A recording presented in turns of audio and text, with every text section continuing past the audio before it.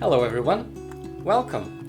Today we are going to be painting a book cover for an RPG book called The Floating Tower of Atlantis. So I will begin by drawing digitally, which helps me to compose and also rearrange things to my like and also to fit my client needs. Then I'm going to be printing this drawing on a very thin sheet of paper so that I can ink on top of this drawing. This makes the process much easier. Okay, so now I will be inking this. I have here my light table, my printed drawing and my actual sheet of paper laid on top. So this gives me enough light, enough transparency so I can draw on top of this.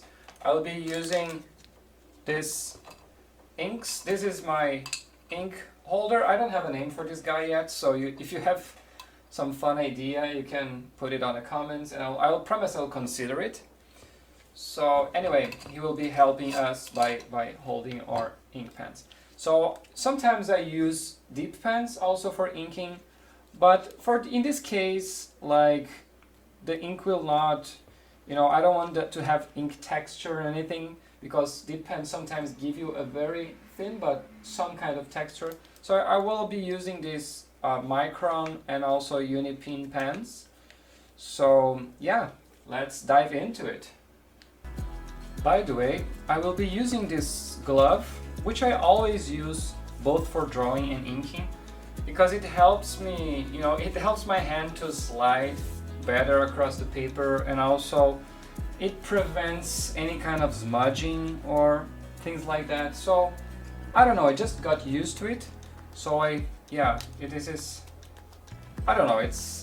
something that became very familiar to use these kinds of gloves. So yeah, let's start inking this. I will be starting with a 0.3 tip. I usually start like with thin lines, and then as I gain more confidence, I will be switching to more thicker ink pens. So yeah, you can also change the position of the paper. Like, you don't have to just draw like that, because anything that makes your lines to look better, that makes you have a more confident line work, anything that helps you with that, go for it. So yeah, if sometimes twisting the paper or anything like that, or twisting your head, or holding the pencil, the pen differently, just go for it.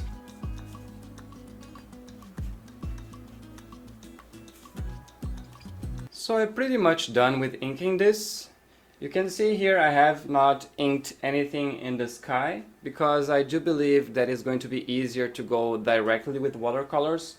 But I did ink a lot here on the ocean, because I wanted to show with my hatchings like the movement of the waves and the foam.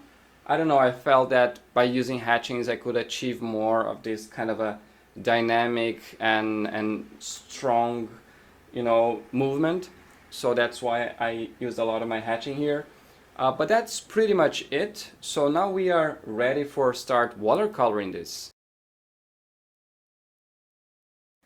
I begin by adding a thin layer of water all through my sky area, and this will facilitate for the paint to have this smooth, without any kind of hard edges, this kind of a faded effect, which is so beautiful in watercolors. And I'm painting the clouds very freely at this point. I'm not really worrying about making any kind of detail or accentuating the clouds too much.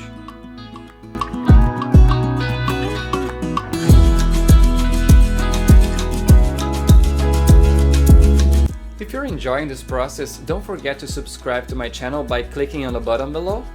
And also please consider supporting me on Patreon. The sky was fairly light in value, So now I will begin to darken the sky much more.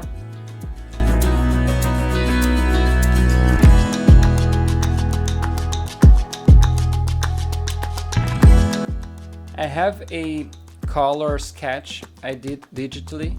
So this color sketch serves to me so that I can know like the overall values of each area, and also it will help me to have this kind of a guideline for the color so that I don't drive away too much.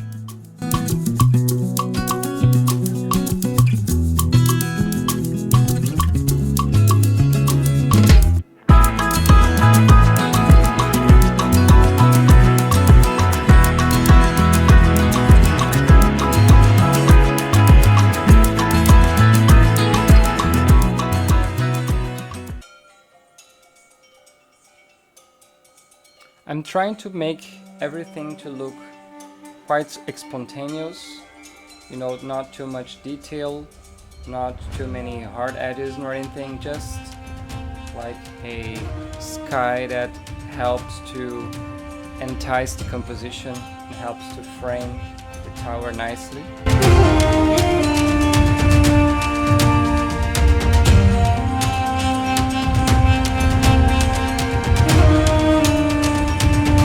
I started adding a little bit of this dark grayish, blue grayish on top of my sea hatchings.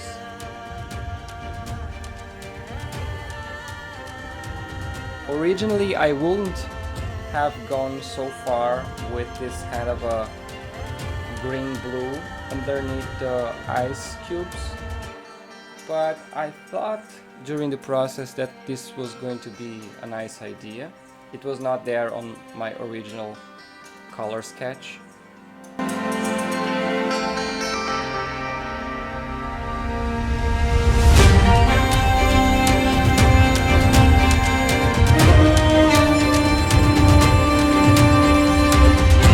It's always nice to plan the paintings, but at least for me, I don't like to get too much attached to my original plans because there are always some sorts of accidents or little things that ended up happening along the way, and personally I like to embrace them. It always ends up adding some kind of spontaneous, you know, tints to the painting. Personally, I think you can learn a lot by having those little happy mistakes.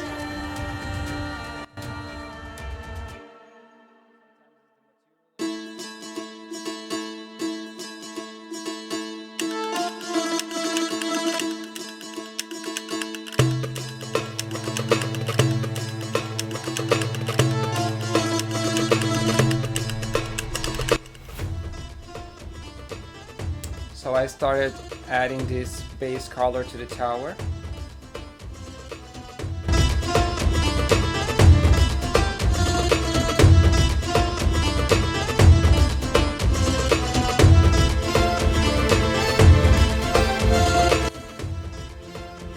I'm trying to kind of give the understanding of where the shades, the shadow parts are, but I'm not being, I'm not going hard on the shadows yet.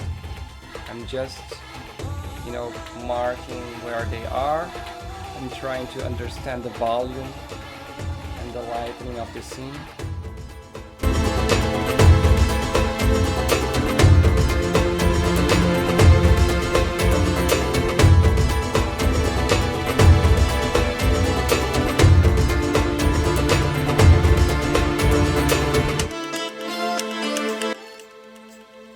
Usually when painting with watercolors, I tend to start with a more lighter color or a lighter value, and I tend to go darkening the painting as I go.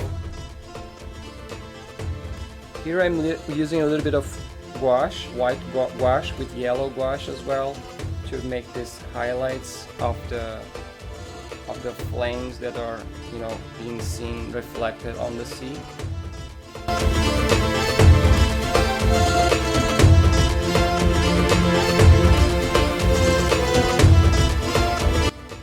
here I'm using a color pencil to delimitate some of the areas that I have maybe gone a little bit overboard with my watercolors. And now I'm adding a little bit of color pencil to adjust the hue of some areas and also to give more depth and strength to the colors. I always like to add some colored pencils over my watercolors. I think it gives an interesting effect. Here I'm adjusting a little bit with the white gouache with some areas that I didn't like the inking line so much. And I decided to go deeper with this green-blue on the ocean. I think it's interesting and it ties the tower with the sea.